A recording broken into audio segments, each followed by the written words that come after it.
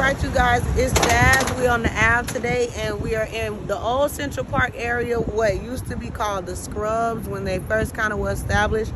And we're going to take y'all through the history of the city and African American influence within this city. Okay, so this one says in the early years of the Scrub, which was the 1860s through the 1880s.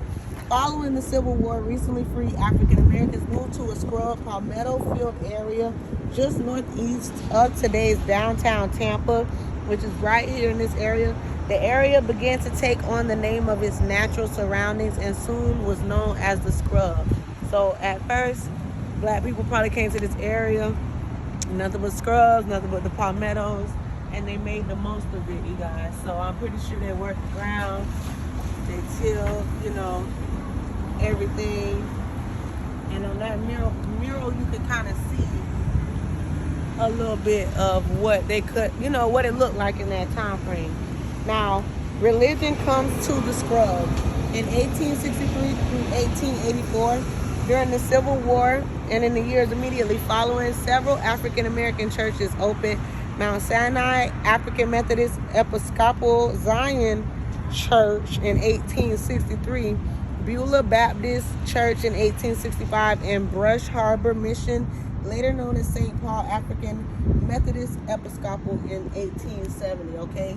So as y'all can see, this dates back all the way to the 1800s, which is important for us, especially black people in the Tampa area, because it's important to know where you came from, what we were doing in this time. We were very progressive. This area was like the little area, the scrub area, you guys. But if y'all notice, it kind of goes over the vast, like the Ybor area. It looks like all that stuff over there, black people had a lot to do with building that place up. So I do want to just put emphasis on the fact that we were instrumental as well in developing the city, okay? So founding of the first schools in 1867 through 1895. Schools followed soon after churches in the Scrub. The Harlem Academy opened in 1870. By 1893, the Ybor Public School opened with Christina Meekum as the principal. Catholic nuns started St. Peter Claver School, named in honor of the patron saint of African slaves, in 1894, okay? So in 1894, they were like vehemently honoring slaves that had kind of made a push forward in this area by developing things that'll push us forward in the future, okay?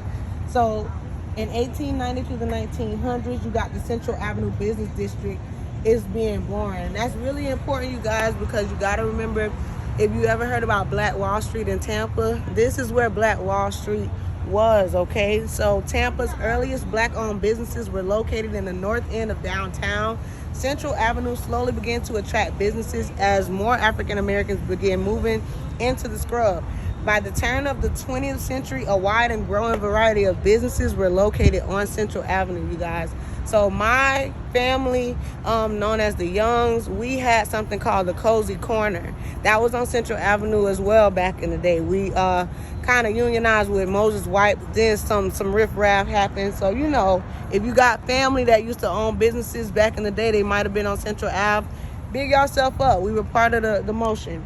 Now, entertainment on Central Avenue started to change during the 1900s through the 1960s.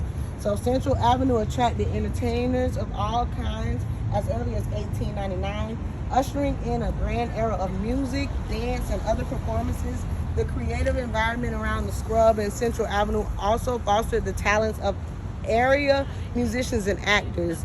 Guitar legend Tampa Red honed his skills in Central Avenue clubs, as did Ray Charles, Thelma Butterfly McQueen, and the Adderley brothers. So if y'all know about Ray Charles, he was the guy that was, blind. But look at this, y'all. Look at the murals that they were able to put together just based off of the history of Tampa.